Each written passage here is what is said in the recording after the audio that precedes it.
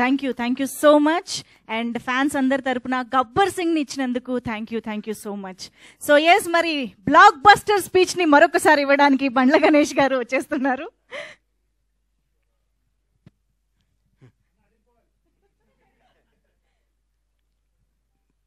మొదటగా మీ జీవితాలు ఎలా ఉన్నా మీరు అతి సామాన్యమైన జీవితం గడుపుతూ కూడా మీ భార్య బిడ్డల కంటే సినిమా రంగాన్నే మక్కువ చేసుకొని సినిమా రంగమే మా అందరికీ వారదై సారదై మాలో ఎవరికి టాలెంట్ ఉన్నా దాన్ని జనానికి తెలియజేయడానికి కృషి చేస్తూ అహర్నిశలో పనిచేస్తున్న నా పాత్రికేయ మిత్రులందరికీ పాదాభివందనాలు. మీరు చేసే కళామ తల్లి సేవలో, మీరు చేసే కష్టంలో మీరు ఫలితం పొంది చాలా తక్కువ, మీరు అనుభవిస్తుంది చాలా తక్కువ. మీ ద్వారా, మీరు రాసిన మీ చేతి ద్వారా, మీరు రాసి మీ పెన్ను ద్వారా కొన్ని జీవితాలు కొన్ని అద్భుతమైన స్థాయిలోకి తీసుకొచ్చిన మీ అందరికీ మీ రుణం తీర్చుకోలేంది. మీ అందరినీ ప్రతి ఒక్క తెలుగు ఇండస్ట్రీలో ఉన్న ప్రతి ఒక్క టెక్నీషియన్ కానీ, ఆర్టిస్ట్ కానీ, ప్రతి ఒక్క నిర్మాత కానీ మిమ్మల్ని హృదయాల్లో పెట్టుకొని చూసుకోవాలి. ఎందుకంటే మిమ్మల్ని ప్రేమించడం తప్ప మీకు మేమిచ్చి కొనలేము, మీ అభిమానాన్ని మేము పొందలేము, మీ ఆశీస్సులు తప్ప. మీ అందరికీ ఫస్ట్ ఉదయపూర్వక ధన్యవాదాలు తెలియజేస్తున్నాను. ఎందుకంటే దాదాపు 7 సంవత్సరాల తర్వాత సినిమా రంగం మీడియా ద్వారా రావడం జరిగింది.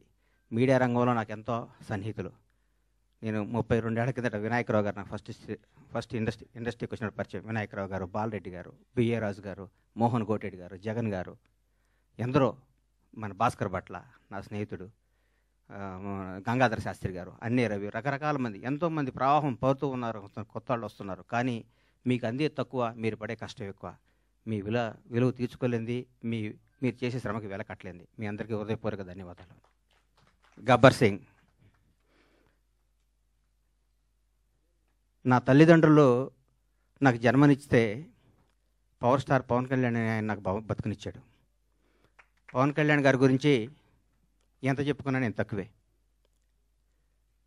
నేను ఆర్థికంగా ఎంత స్థాయికి వెళ్ళినా కానీ పవన్ కళ్యాణ్ లేకపోతే నాకు ఈ క్రేజు, ఈ పేరు ఉండేది కాదు. మామూలుగా చిన్న చిన్న వేషాలు వేస్తూ ఉండి, అప్పటికి కూడా ఏ రోజు కూడా బండ్ల గణేష్కి క్యారెక్టర్ కావాలి, ఈ క్యారెక్టర్ బండ్ల గణేష్ అనే స్థాయికి నా జీవితంలో రావటం జరగలేదు. వేషాలు వేయటం జరుగుతూ ఉండేది, రకరకాలు ఉండేది. ఒకనొక టైంలో అప్పుడు అసిస్టెంట్గా ఉన్న మా blockbuster director Harish Shankar garu కూడా నాకు ఒక చింతకాయల రవి అనే సినిమాలో నన్ను రికమెండ్ చేసి అమెరికా పంపించారు అప్పట్లో. అప్పటి నుంచి మా సన్నిహిత సంబంధాలు మాకుండేవి.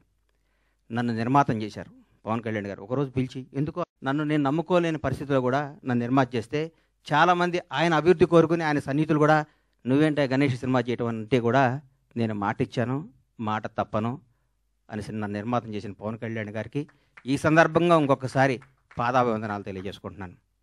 గబ్బర్ సింగ్ ఒక చరిత్ర. ఈరోజు మార్నింగ్ ఎక్కడో వాకింగ్ చేసి బయటకు వస్తుంటే, ఏందన్నా గబ్బర్ సింగ్ రిలీజు అంటున్నావు, టీవీలో వస్తుంది, గొడవ ఉంది, రెండో రిలీజ్కి ఎంత క్రేజ్ అయిందా అని అడిగాడు ఒక ఆయన. నేనన్నా, హిందువులకి భగవద్గీత, ముస్లింలకి ఖురాన్, క్రైస్తవులకి బైబిల్ ఎంత పవిత్రమైందో పవన్ కళ్యాణ్ అభిమానులకు కూడా గబ్బర్ సింగ్ ఎంత పవిత్రమైందిరా బాబు, అది అప్పుడు ఆ చిరస్థాయిగా గుండెల్లో ఉండిపోయేది అని చెప్పాను. దాని గురించి మనం ఏం చేయలేం.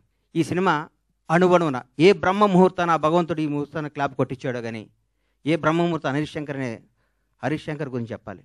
హరీష్ శంకర్ అనేవాడు జీవితంలో కోపానికి పగకి తేడా ఉంటుంది. కోప్పడేవాడు ఎవడో హానికరదు. కోపం అనేది నీడపాము లాంటిది, అది కరిచిన ప్రమాదం లేదు. పగ అనేది నాగుపాము లాంటిది, కరిస్తే చచ్చిపోతాం. మేమందరం కోప్పడే బ్యాచ్ అది. మేము ఏదన్నా గబగబ మాట్లాడుతుంటాం కానీ మేము ఏది మనసులో పెట్టుకోం. మాకు ఆ క్షణం నా పని అయిపోవాలి, ఆ క్షణం అది అయిపోవాలి. అంతేగాని మాకు కోపమో, మాకు ఈగోనో, మాకు మాట్లాడటం రాదని మీరు అనుకోవద్దు. మేము చాలా చిన్న స్థాయి నుంచి వచ్చిన వాళ్ళం కాబట్టి, చిన్న కుటుంబాల నుంచి వచ్చిన వాళ్ళం కాబట్టి, ఈ రంగుల ప్రపంచంలో మాకు స్థాయి వచ్చింది కాబట్టి, ఈ రంగుల దాంట్లో మాకు పేరు వచ్చింది కాబట్టి, దీన్ని నిలుపుకునే తాపత్రంలో మేము గబగబా మాట్లాడి కొన్ని తప్పులు చేస్తే దాన్ని మీరు మనసుకు తీసుకొని మమ్మల్ని హర్ట్ చేశాడు, మీ చేతిలో పెన్ అనే ఆయుధంతో మా జీవితాన్ని మీద మచ్చరాయకూడదని మనస్ఫూర్తిగా మీకు కోరుకుంటూ, మీ ఆశీస్సులు ఉండాలని ఆశిస్తూ, మీ అందరి ఆశీస్సులతో మేము పైకి రావాలని ఇంకొకసారి కోరుకుంటున్నాం.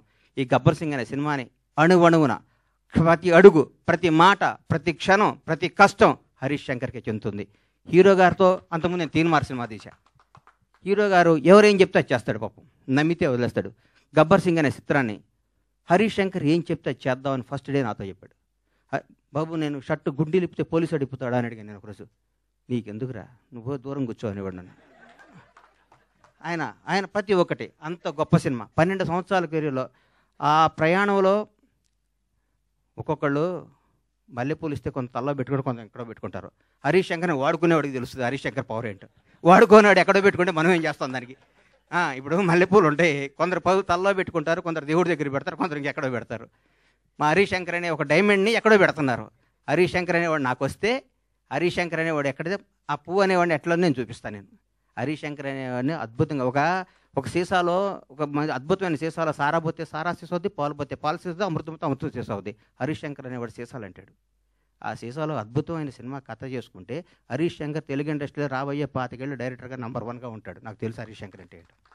నాకు తెలుసు. పవన్ కళ్యాణ్ గారి గురించి ఏం చెప్పమంటారు, ఎందుకు చెప్పమంటారు, ఎన్నేం చెప్పమంటారు? ఒక గొప్ప మానవత్వం గల వ్యక్తి, ఒక నిజాయితీ గల నిబద్ధత గల వ్యక్తి, నీతివంతుడు.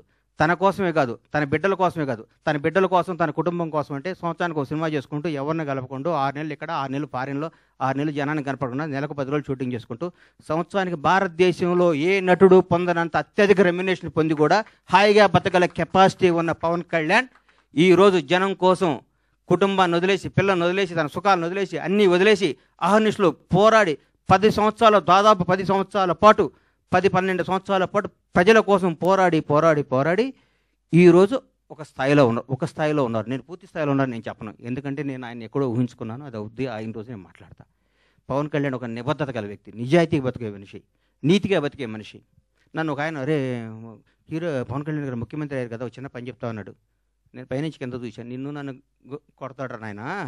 మనం కొందరిని దూరం నుంచి చూడాలి, కొందరు దగ్గరికి వెళ్తాను ట్రై చేయకూడదు, మనకు అనవసరం అవన్నీ. ఆయన ఎప్పుడు పిలిస్తే వెళ్తాను, వదిలే అని చెప్పాను. అట్లాంటి పవన్ కళ్యాణ్ గారితో గబ్బర్ సింగ్ లాంటి సినిమా తీయటం, దాన్ని రిలీజ్ చేయాలని 1 year బ్యాక్ నేను, నా మిత్రుడు మర్చిపోయాను. ఈ గబ్బర్ సింగ్ అనే సినిమాని ఎట్లా రిలీజ్ చేయాలంటే దీన్ని హీరో గారిని నాకంటే ఎక్కువ ప్రేమించేవాడు ఎవరున్నారు? ప్రేమించి ఈ సినిమా రిలీజ్ చేయాలి, ప్రేమించి ఈ సినిమా డైరెక్ట్ చేశాడు హరీష్ శంకర్, ప్రేమించి ఈ సినిమా తీశాను నేను, ప్రేమించి అద్భుతంగా మ్యూజిక్ చేశాడు దేవిశ్రీ ప్రసాద్. ప్రతి ఒక్కళ్ళు, రమేష్ రెడ్డి గారు కానీ, సతీష్ కానీ, ఆ కోడైరెక్టర్లు కానీ, మా బాబీ కానీ, రామారావు గారు కానీ, ప్రతి ఒక్కళ్ళు ఈ సినిమాకి, మా విజయ్ కానీ డైరెక్టర్ అయ్యాడు విజయ్ కానీ, ఒక్కళ్ళు కాదు, మా హనుమంతరావు గారు కానీ, మా సుబ్రహ్మణ్యం కానీ, మా అయ్యప్ప కానీ, మా ప్రొడక్షన్ కానీ, మా టీం, మా శ్రీనివాస్ గారు కానీ, ప్రతి ఒక్కళ్ళు ఈ సినిమా ఇది కొట్టాలి సార్, ఇది కొట్టాలి, ఇది పండగ. ప్రతిరోజు మా ఇంట్లో ప్రతి షూటింగ్ అంటే పండగ జరిగే షూటింగ్. ఈ షూటింగ్లో హీరో గారు గుర్రం నుంచి పడబోయాడు. ఎక్కడ మన అది ఎవరన్నది గుజరాత్లో. షాక్ అయిపోయాను నేను, కింద పడితే ప్రాణం పోయేది. ఆ రోజు పవన్ కళ్యాణ్ గారికి ప్రాణం పోయేది. మాకు తెలియదు ఆ గుర్రం మా మాట ఉంటుందని. డైరెక్టర్ ఉన్నాడు, నేనున్నాను, గుండె ఆగిపోయింది. ఆ రోజు పొరపాటున ఎన్ని ప్రమాదాలు తట్టుకున్నామండి ఈ సినిమాలో, ఎన్ని ప్రమాదాలు. ఎంత కష్టపడ్డాడండి హీరో గారు. డైరెక్టర్ ఏం చెప్తే చేయమన్నాడు, ఏం చెప్తే చేశాడు. జనం దీనికి బ్రహ్మరథం పెట్టారు. పవన్ కళ్యాణ్ కడుపు నిండా ఒకే రోజు బిర్యానీ, చికెన్ బిర్యానీ, మటన్ బిర్యానీ అన్ని కలుపుకొని కడుపు నిండా నిద్రపోయిన ఈ సినిమాని ఈ విధంగా రిలీజ్ చేయటం నా అదృష్టం. మా సత్యనారాయణ గారికి, ఈ సత్యనారాయణ గారిని ఎందుకు ఎన్నుకున్నానంటే, జనసేన నాయకుడు ఆయన. పవన్ కళ్యాణ్ గారిని నాకంటే ఎక్కువ అభిమానించేవాడు, పవన్ కళ్యాణ్ గారిని నాకంటే ఎక్కువ ఉన్నత స్థాయిలో చూడాలని గొడవ కూడా చేసేవాడు. అట్లా టైం చేతిలో ఈ సినిమా పెడితే అద్భుతంగా ఉంటుంది. ఈ సినిమాని ప్రతి ఒక్కరూ ఈరోజు రిలీజ్ అయిందనే విధంగా చూసే విధంగా ఈరోజు ఇంత క్రేజ్ రావటం అంటే, గబ్బర్ సింగ్ రిలీజ్ అప్పుడు ఎన్ని ఫోన్లు వచ్చినా అన్ని ఫోన్లు వస్తాయి, నాకు టికెట్లు అని. నేను థియేటర్లకు ఫోన్ చేసిన టికెట్లు, సార్ ఇది సెకండ్ రిలీజ్ అని మేము ఆల్రెడీ అన్ని పెట్టేస్తే మొత్తం అయిపోయినాయి సార్, మాకే టికెట్లు లేవంటున్నారు వాళ్ళు. నేనేం చెప్పాలి, నాకు అర్థం కావట్లేదు. థియేటర్లు పెంచుతున్నాం, అద్భుతంగా చేస్తున్నాం. ఇది సినిమాని ఇంకొకళ్ళు రిలీజ్ చేయాలంటే కూడా గబ్బర్ సింగ్ అంత కలెక్షన్ రావాలని అనుకొని రిలీజ్ చేసే స్థాయిలో ఉంటుంది ఈ సినిమా రిలీజ్. ఏ సినిమా రిలీజ్ గబ్బర్ సింగ్లా కలెక్ట్ చేస్తండి అని ఏ సినిమా అయినా ఈరోజు తెలుగు సినిమా రంగం, భారతదేశంలో తెలుగు సినిమా రంగం వైపు చూస్తున్నారు. ఒకప్పుడు బాంబే అనేవాళ్ళు, తమిళనాడు, చెన్నై ఎట్లా అనేవాళ్ళు. ఈరోజు ఇండియన్ మొత్తం, ఒక రాజమౌళి, ఒక సుకుమార్, ఎంతోమంది, ఒక మన నాగశ్విన్, అద్భుతమైన డైరెక్టర్లు మన ఇక్కడి నుంచి వెళ్తున్న. భారతదేశం మొత్తం తెలుగు వాడిని చూసి తెలుగు నిర్మాత, తెలుగు డైరెక్టర్, తెలుగు యాక్టర్ని గర్వంగా చూస్తున్న స్థాయికి వస్తే, ఈ రంగంలో నేను 7 సంవత్సరాల సినిమా తీయడం చాలా బాధ అనిపిస్తుంది. నేను తప్పు చేశాను, నన్ను క్షమించాలి. నేను సినిమాలు తీస్తా, నేను సినిమాల్లోనే పుట్టాను, సినిమాల్లోనే ఉంటాను. సినిమానే నా వ్యాపకం, సినిమానే నా జీవితం, సినిమానే నా ఆశ. బ్లాక్ బాస్టర్ల సినిమాలు తీస్తా, బ్లాక్ బాస్టర్స్. ఇండస్ట్రీ మొత్తం బండ్లా గణేష్, పరమేశ్వర ప్రొడక్షన్స్ అంటే ఏంటో మళ్ళీ చూపిస్తానికి అదే సంకల్పంతో బతుకుతానని మీ అందరు ఆశీస్సులు కావాలి, మీ అందరు అభిమానం కావాలి, మీ అందరు ప్రోత్సాహం కావాలి. ఎక్కడెక్కడ నేను చిన్న తప్పులు చేస్తే నన్ను క్షమించి నన్ను రెక్టిఫై చేయాలి, కానీ దాని మీద రాయకూడదు మీరు. అది నా విన్నపం. ఎందుకంటే వీడు దొరికాడని రాస్తారు, అది నా విన్నపం. అందుకే థ్యాంక్ యూ. Thank you. ఈ సినిమాను ఆదరించి మళ్ళీ పెద్ద ఈ సినిమాకు వచ్చే కలెక్షన్స్ బిత్తరపోయే విధంగా ఉండాలని మనస్ఫూర్తిగా కోరుకుంటూ, ముఖ్యంగా పవర్ స్టార్ అభిమానులకి మనందరికీ నేను చెప్తున్నా, ఇంతకుముందు పవర్ స్టార్ పవన్ కళ్యాణ్ గారు మనం ఏం చేసినా పవన్ కళ్యాణ్ అభిమాని ఎగిరినా న్యూసే, తగ్గిన న్యూసే. ఇప్పుడు నేను చెప్తున్నా, గౌరవ ఆంధ్రప్రదేశ్ రాష్ట్ర ఉప ముఖ్యమంత్రి, జనసేన నాయకుడు, ఈరోజు భారతదేశాన్ని పరిపాలిస్తున్న ప్రభుత్వంలో ఒక కీలక పాత్ర పోషిస్తున్న మహోన్నత వ్యక్తి. మనం థియేటర్లో చాలామంది థియేటర్లు ఎందుకు ఇవ్వట్లేదు అంటే, బాబోయ్ మీ పవన్ కళ్యాణ్ ఫ్యాన్స్ మా సీట్లు ఎరగొడతారంటున్నారు. మీ అందరికీ చెప్తున్నాం సార్, ఎగ్జిబిటర్స్ అందరికీ, మా పవన్ కళ్యాణ్ ఫ్యాన్స్ ఇంతకు ముందు కాదు, క్రమశిక్షణ గల వాళ్ళు, మీ సీట్లు ఎరగొట్టరు, ఆనందం తెలియజేసుకుంటారు, మీకు ఏ నష్టం చేయరు. దయచేసి మాకు థియేటర్లు ఇవ్వండి.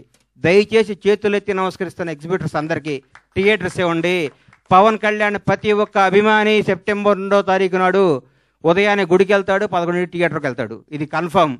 గుడికి వెళ్ళి పవన్ కళ్యాణ్ 100 ఏళ్ళు బతకాలనుకుంటారు, థియేటర్కి వచ్చి పవన్ కళ్యాణ్ ఉత్సవాలు చూసుకుంటారు. ఈ రెండింటిని మాత్రం మీరు మమ్మల్ని నిరుత్సాహపరచొద్దు. దయచేసి ఆంధ్రప్రదేశ్లో ఉన్న తెలుగు రాష్ట్రాల్లో ఉన్న ప్రతి ఎగ్జిబిటర్కి చేతులెత్తి నమస్కరిస్తే రిక్వెస్ట్ చేస్తున్నా, థియేటర్ ఇవ్వండి. మీ థియేటర్ పవన్ కళ్యాణ్ ఫ్యాన్స్ తరపున, పవన్ కళ్యాణ్ అభిమానుల తరపున, ఒక అభిమానిగా, పవన్ కళ్యాణ్ భక్తుడుగా నేను మీ అందరికీ మాటిస్తున్నాను, మా వాళ్ళు థియేటర్లు ఎరగొట్టరు, థియేటర్లు ఆగం చేయరు. పవన్ కళ్యాణ్ మనుషులు అండి మేము. మా బాస్ ఇలా ఆంధ్రప్రదేశ్ రాష్ట్ర ఉప ముఖ్యమంత్రి, జనసేన అధ్యక్షుడు, ఇంతకుముందు పవర్ స్టార్ కాదు. మేము మా దేవుడి కోసం మీకు ఏ హాని తలపెట్టాం, మేము అభిమానించుకుంటాం. ఈ గబ్బర్ సింగ్ సినిమా తీస్తే మాకు దైవ దర్శనం జరిగినట్టు, కాబట్టి మా దైవ దర్శనానికి మీరు ఆటంకం కలిగించొద్దని రిక్వెస్ట్ చేస్తున్నాం. ఈరోజు ప్రతి ఒక్క కార్యకర్త, తెలుగుదేశం లేదు, బీజేపీ లేదు, ఆంధ్రప్రదేశ్లో ఉన్న జనసేన ప్రతి ఒక్కళ్ళు రోజు థియేటర్లో ఉంటామంటున్నారు. మీరు థియేటర్లు ఇవ్వకపోతే ఎట్లా సార్? ఇవ్వండి, దయచేసి ఇవ్వండి, మమ్మల్ని ఎంకరేజ్ చేయండి. Thank you.